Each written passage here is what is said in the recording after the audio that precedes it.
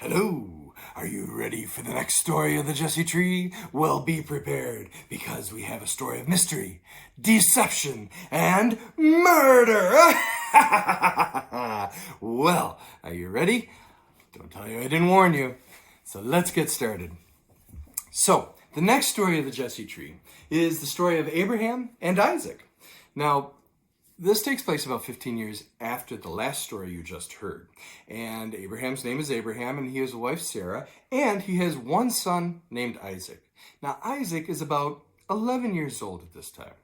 Now, this story, it's very important to keep in mind, this story takes place about 7,000 years ago. And back then, people felt it was important to sacrifice things to the gods to keep them from being angry. They would sacrifice animals or people or sometimes their own children. So the story doesn't make a lot of sense unless you know that. So let's get started. Now, God tested Abraham and called to him. And Abraham said, "I am here, Lord." And God said, "Abraham, take your only son, Isaac, whom you love dearly, and go up to the mountains. Go up one of the mountains and offer him as a burnt sacrifice." Well, wow. So Isaac got up early the next morning, and he loaded up his donkeys, and he took 2 servants and his son Isaac.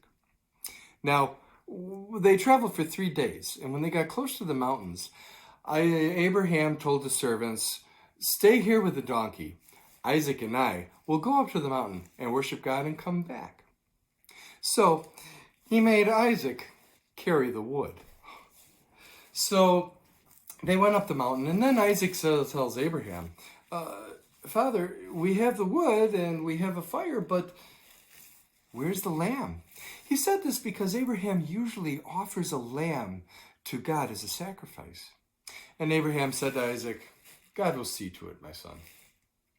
Well, when they got to the place where God had showed him, Abraham built an altar and he arranged the wood. Then he tied up Isaac and he set him on top of the wood, and he stretched out his hand and was prepared to offer him as a sacrifice to God. Then a messenger from God called from the heavens and said, "Abraham, do not hurt your son. Whew. For I now know that you honor God and won't hold back from God, not even your only son." Well, what a relief. Well, Abraham looked up and he saw a ram, a male goat, whose horns was stuck in the bushes. So he freed the male goat, and Abraham went and sacrificed the ram instead of his son Isaac. Now, the symbol of this story for your ornament is a ram, and rams have curly horns. So when you make your ornament, keep your ram in mind and the curly horns. And I hope you enjoyed this story, but remember, the next time you go camping, don't forget the lamb. Only kidding. Well, I hope you enjoyed this story. Oh, and remember, no rams, lambs, or small children were harmed during the making of this film. Thank you, everybody. Take care.